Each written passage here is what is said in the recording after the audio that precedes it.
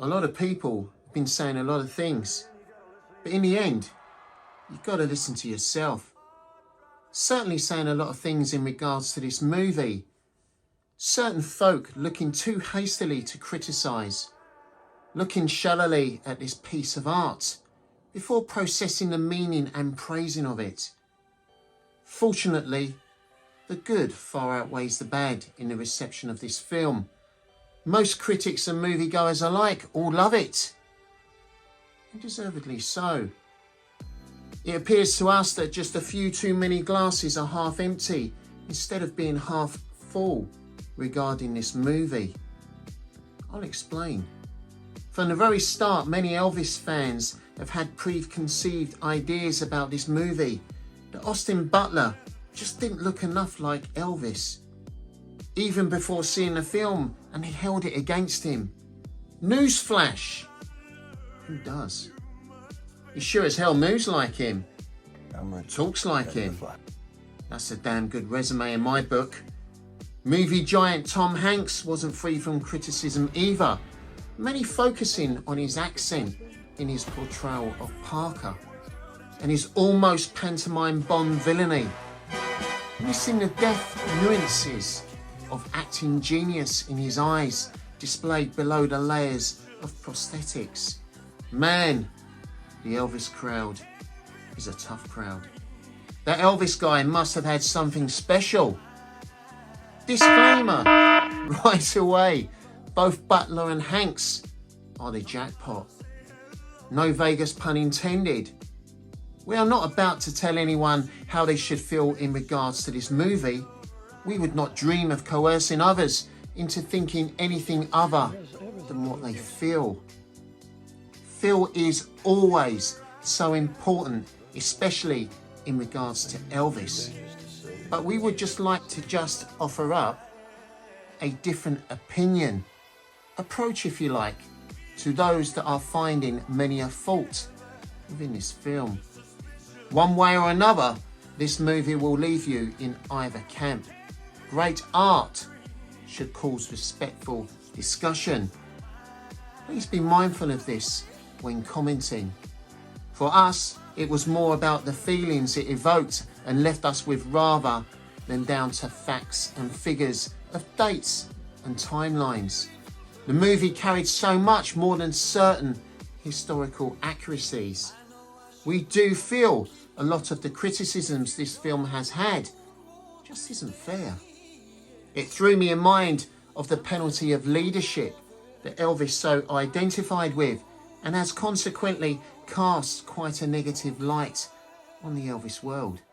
We think, shamefully so. The penalty of leadership in every field of human endeavour. He that is first must perpetually live in the white glare of publicity, whether the leadership be vested in a man or in a manufactured product. Emulation and envy are ever at work. In art, in music, in industry, the reward and the punishment are always the same. The reward is widespread recognition, the punishment, fierce denial and detraction. When a man's work becomes a standard for the whole world, it also becomes a target for the shafts of the envious few. If his work is mediocre, he will be left severely alone. If he achieves a masterpiece, it will set a million tongues a-wagging. Jealousy does not protrude its forked tongue at the artist who produces a commonplace painting.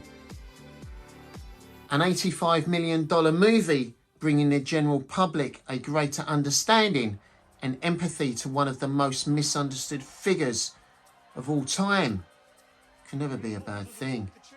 Even more so, it is essential.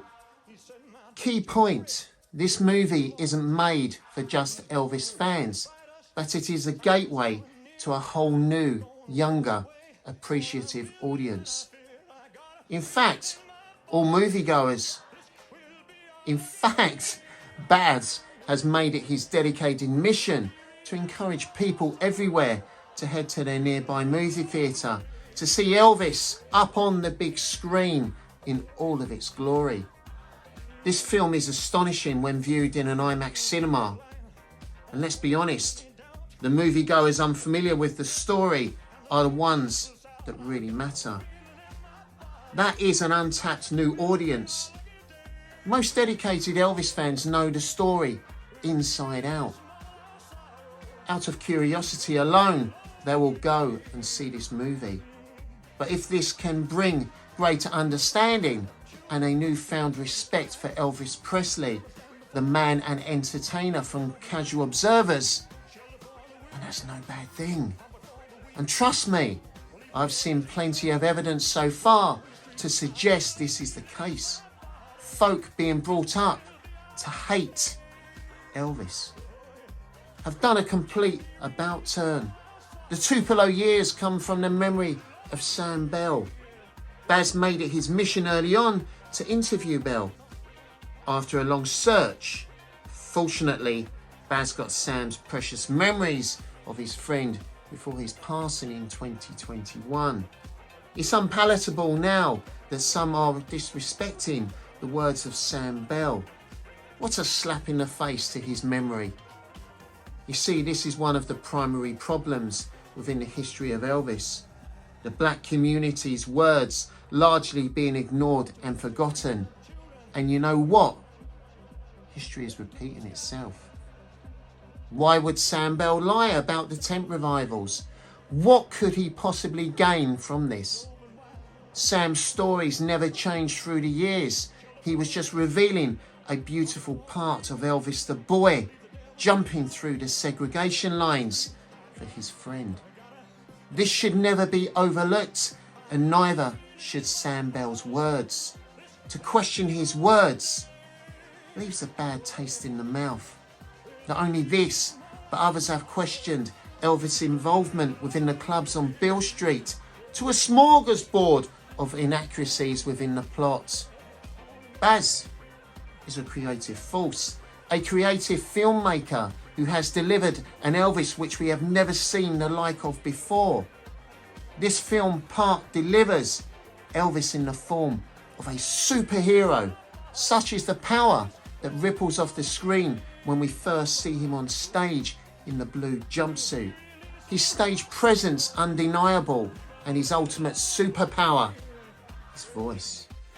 But more importantly, delivers Elvis the man through Butler's beautifully insightful, deep-rooted love for his subject. It truly is a portrayal of the utmost respect for the man we all love. How can any criticism come his way? To see Presley for the first time through the lens of Luhrmann is a spectacular thing. On stage, hitting that last big note in American Trilogy, the vocal pulled from Aloha, is a sight to behold. It's iconic and something I'll never forget from this movie. Baz delivered Elvis's power like never before. This movie really has revealed many sides of the Elvis world. The good, the bad, and the ugly. Much about the Elvis world that we don't care for and was hoping against hope wouldn't rear its ugly head. Sadly, it has. The notion that this movie bore more importance to those that it left out than to those it includes beggars a certain type of belief. It's not the primary concern here for the two protagonists and how they are revealed to us. Shouldn't our utmost concern be for Elvis within this story and how he is interpreted through the eyes of another?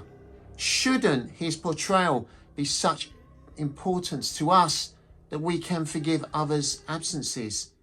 Isn't his legacy and truth the sole driving force for us as fans? The movie is about a deep and complex relationship of two men displaying every emotion. Indeed, the rock of eternity looms large, and its 7 deadly sins: lust, gluttony, greed, sloth, wrath, envy, pride. A Shakespearean tale for the modern ages, or maybe a good versus evil comic book. This movie, in a nutshell, focuses on Elvis Presley and Colonel Tom Parker's relationship. From the off, Baz was at pains to describe that this was always a movie based on the cell, versus the soul of the promotion and merchandise. Making a buck coming into conflict with the art and soul of the artist. To coexist in perfect harmony is a difficult task. Commerce and art must always find a way to coexist. You cannot have one without the other. It was never an Elvis Presley encyclopedic biopic. This just isn't the style of the director. In all honesty, this doesn't convey the essence of the man he researched so heavily. It's always about the feel, how it leaves an audience feeling. I can honestly say I've never watched a movie and been so emotionally affected by it. Trying to process so many different things, it immediately required for us another viewing some 5 days later. Interestingly, the second viewing was far better than the first, discovering so much more the director had given us. Both times we left the theatre, the heavens opened.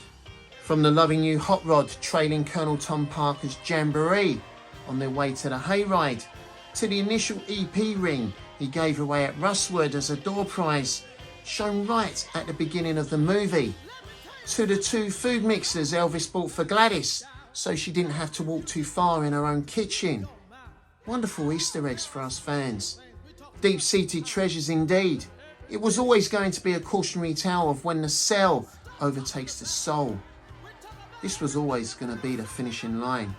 Dark clouds of foreboding, looming large like the overseas tours that never was. Trapped in his gilded cage, working Vegas like the salt mines until he dies. Having his wings clipped, no longer the magnificent albatross. The look on his face after the opening night, depicted as "that's the way it is," leaves the observer in no mind as to how he can keep this up. Of course he couldn't. Tragedy will always ensue, the shadow of apathy eventually stifling the creative genius of the Elvis Presley story. A black fairy tale, if ever there was one.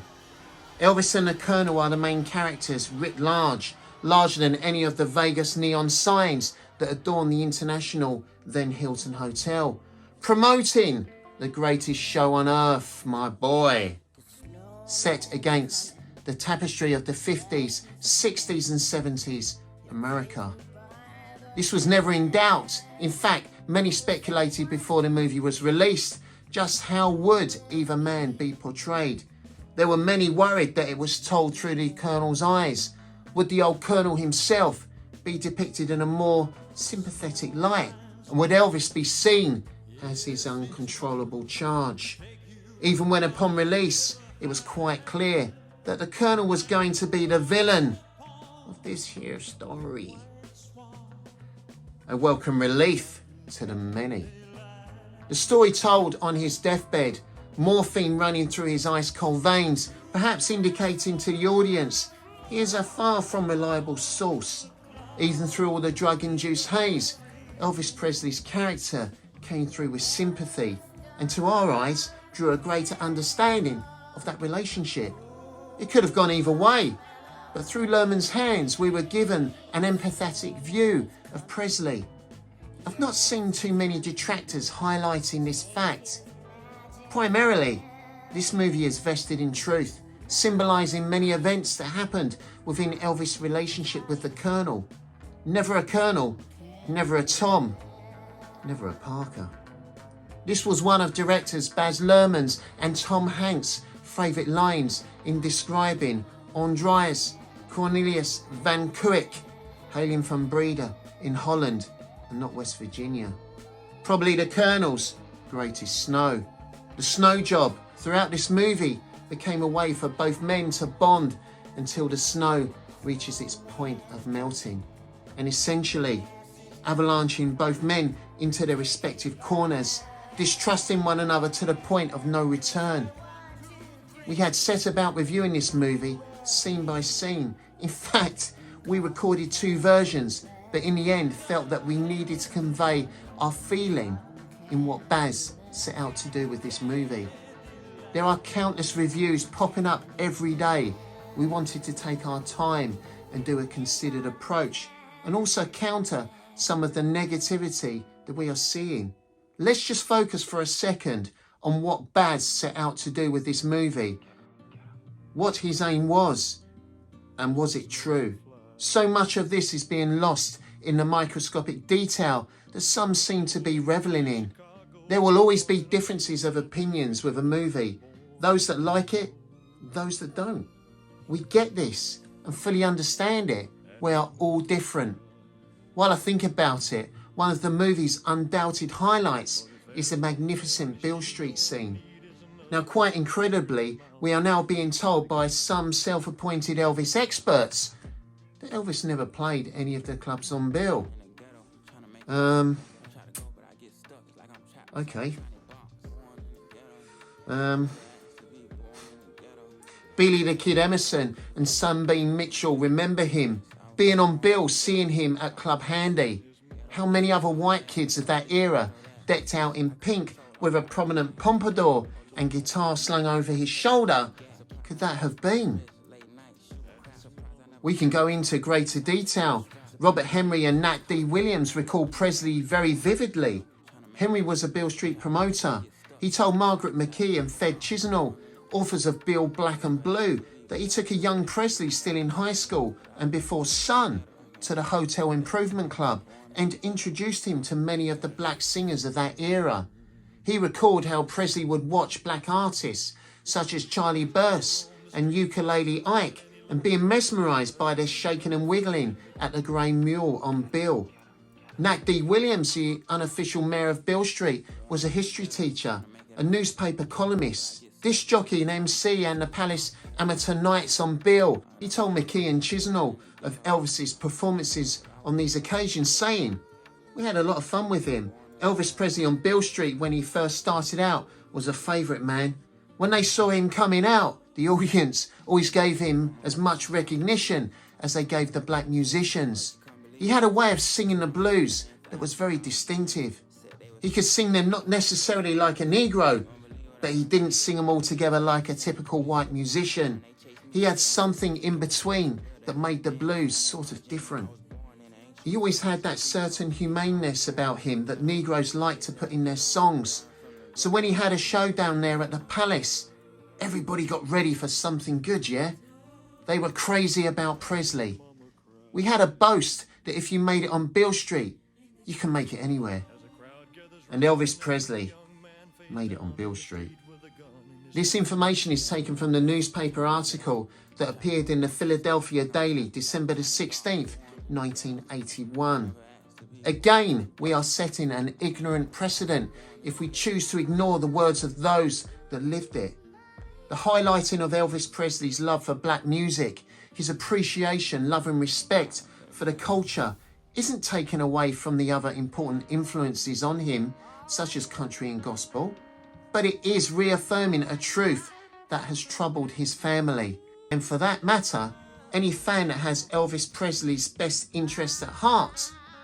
Think of the criticisms labelled at our boy, and surely we should be thankful for Baz covering this. But finding fault with it is beyond us. When cultural appropriation and racism blight this man's legacy, isn't it of the utmost importance to tell the real truth? Daughter Lisa Marie and granddaughter Riley Keough, both upset over the years of reading falsehoods about their father and grandfather, showing sister Rosetta Tharpe, Big Mama Thornton, Little Richard and his friendship with B.B. King is a symbolism of their influences upon him and the many other artists he adored. Shining a light on these artists is a great thing. Does anyone with a serious mind think that Elvis wouldn't like this? This is all about influence and respect if you think this is about cultural appropriation. Wheeling out the big old Mama Thornton hound dog stick to beat Elvis over his head with. You are so missing the point the filmmaker is trying to make. Black female artists influence Elvis also, and he is introducing a new audience to these artists. Elvis would never want these influences to never be seen or heard. No way. They had a lifetime of this. Any serious fan knows Freddie Bell was his main influence for Hound Dog, but his first influence was Big Mama. He owned the record. He didn't always perform this song at 100 miles an hour, sometime imparting a bluesy feel on it. Interestingly, during the Beale Street filming, Baz blared out Kanye West's Black Skinhead to loosen up the trepidation for the big scene. 5 cameras rolling simultaneously to create a masterpiece. The message cannot be lost on this scene, what it is trying to dispel, while others are seeing the opposite. How? Though many have questioned the accuracy of the movie, from failing to get past an early introduction of the Lisa Marie aeroplane to Elvis firing the Colonel on stage at the Hilton, there are important things to remember. We can argue all day long on how the real events played out, and there are discrepancies within the movie. No question. The many purists out there that are so angered by this, even refusing to see the movie, being happy for someone else to form an opinion for them. But in all honesty, however this story is told, does it dilute or change the message of the movie? Does it really matter that Elvis Presley took purchase of the Lisa Marie in 1975? Does firing the Colonel behind the stage curtain of the Hilton really change the facts that he fired the Colonel up in his suite of the Hilton? Does it change the outcome? Whatever journey we get to take, we still get there, right? We still all end up with the same conclusion, arrive at the same destination. One thing we felt Elvis would really dig in this movie is the rebellious side of him that is shown within the trouble scene. For us, that truly made Elvis what he was in those early days, being true to himself. This scene to many is overridden by the fact that Presley hadn't cut Trouble at this point. But look deeper within the meaning of it, and it displays Elvis in his true light. Let's break it down a little further. On the night of the Rustwood Park concert in 97-degree heat, Elvis symbolises integration, breaking down segregation. We see Senator James Eastland rallying hate and separation of the human race with a segregationist rally at the Overton Park on the same night. This did happen. He drew less than half the crowd that Elvis drew. What's that? Love overcoming hate. But within the scene when Elvis cuts up, we see a moment that was Presley's calling all along. It's not that far-fetched. Black and white breaking through the segregated lines and dancing in sheer joy together to the music he was creating. Elvis bringing a unity through his music to the colour divide. What a beautiful symbolic scene. It was the essence of him, his calling of what he did before he was derailed. I've not seen many detractors signifying how important this scene is within the film. All I see is that he didn't record the song Trouble in 1956. The point is being missed entirely. This movie brings about a truth that is far more important. Again, and I will keep repeating myself, how important it is that Elvis Presley has shown as an integrator of the races through his music. Isn't that message and truth of far more importance than a song's recording date? Isn't the fact that Luhrmann is giving us this Elvis paramount to anything else? It has been said by the Presley family that he channeled Elvis through his portrayal. And that is possibly so. He is extraordinary. Don't let the critics tell you he only portrays an angry man throughout. What he portrays is a man resigned to being all out of dreams. A kick in the gut for sure when this line is spoken for any admirer of Presley. Baz has portrayed the man's frustrations, him resigning himself to the fact he cannot fly anymore. He is forever caged and lassoed to his perch. This is an insight into the actions of his promoter, not manager, and how it is affecting him. It doesn't portray his day-to-day life, but his professional life. It shows the artistic chains he wants freeing of, which are weighing him down so heavily. The flight theme is constantly sourced throughout the movie, from the glorious soundtrack, Captain Marvel Jr., and on display for the very first time, we see the TCB lightning bolt adorning his chest. Clearly an early indication of Baz's vision was flight. When interviewing Sam Bell, Baz let us into his thought process. Baz Luhrmann as told to Sam Bell.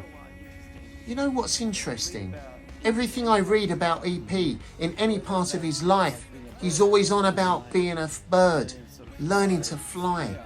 What Baz also gave Elvis vicariously through Austin Butler was a moment in the film that gives us a tantalising glimpse into what might have been, where Elvis Presley truly could have flown in his acting career.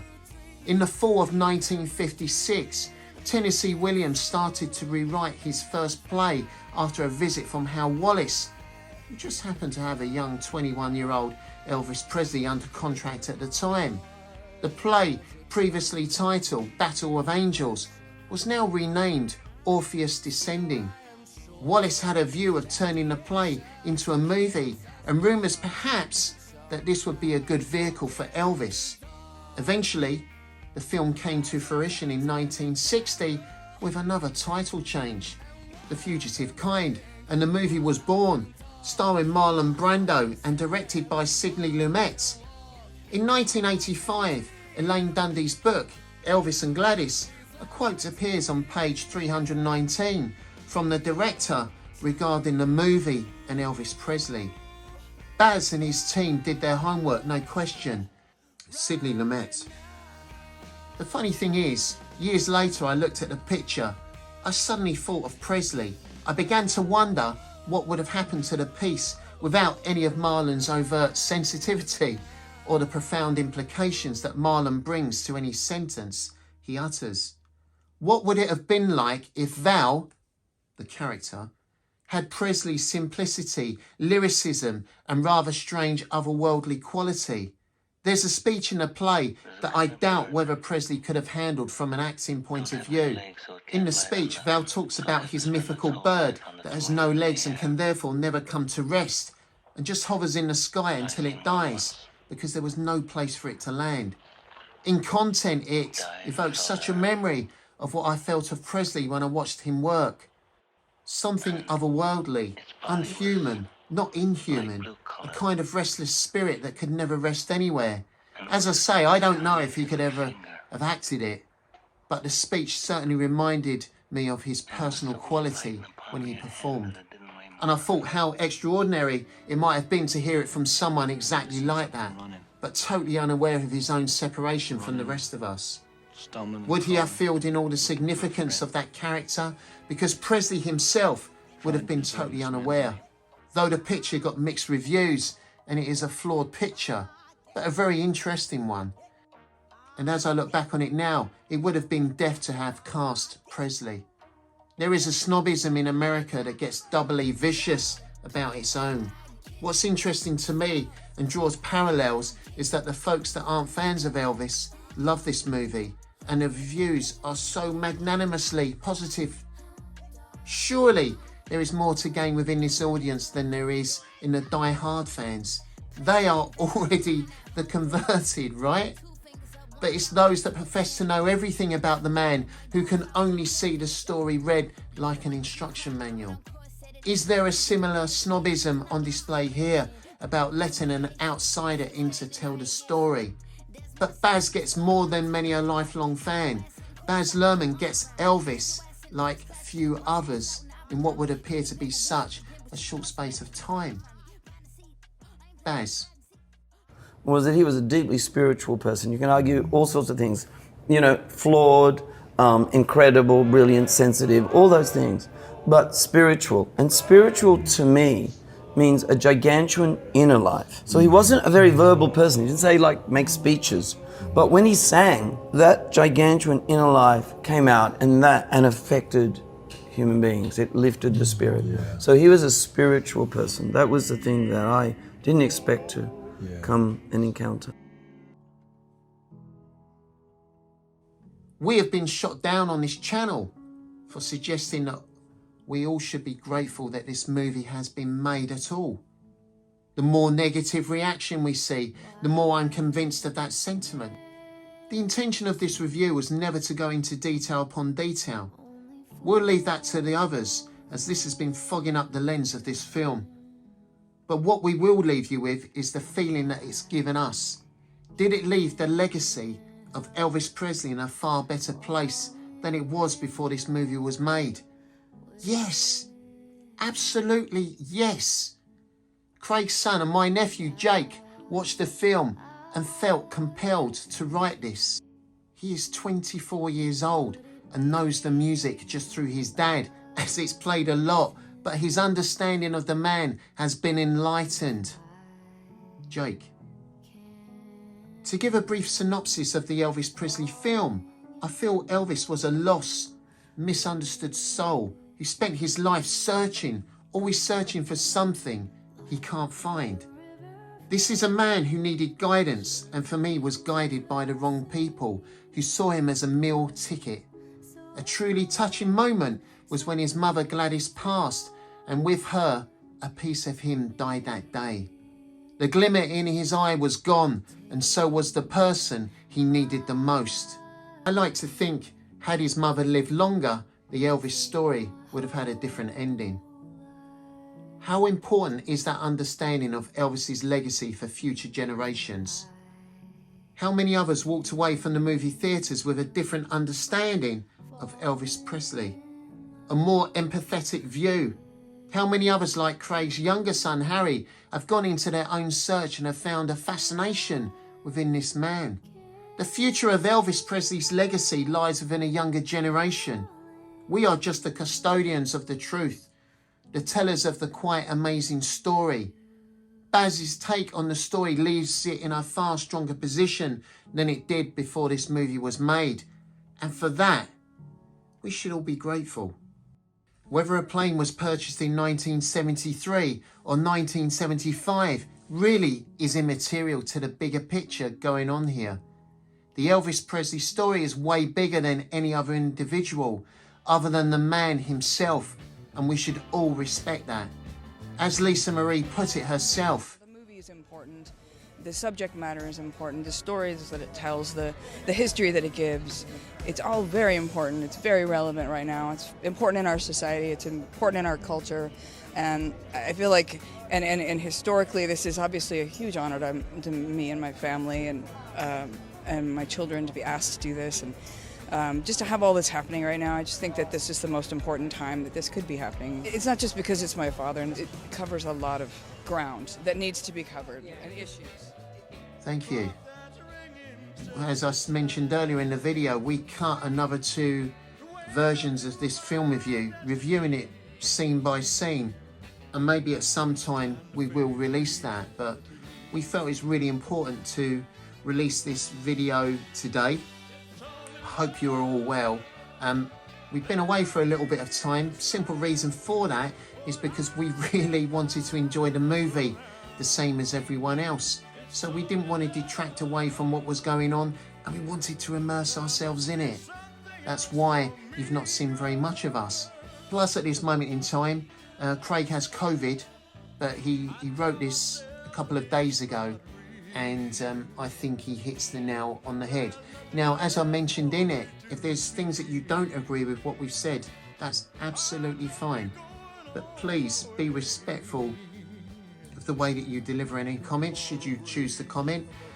Because if you don't, I will just take them away. And I really don't want to do that, because to have an adult conversation about Elvis is one of the things I look forward to. It's what made me do this channel in the first place. But ultimately, it's what we can bring to the many subscribers that we've been obtaining. Certainly over the last few weeks, it's grown massively. Right, so where are we? I'm a third of the way through A New Through His Eyes. As I said, we purposely haven't done anything because of the movie. We hope you all understand. But there is a new one coming out. I really like it. I've been up quite a few late nights doing it, but hopefully we'll see that sometime next week. I will be back regularly after this short break that we have had, and you know the reasons why.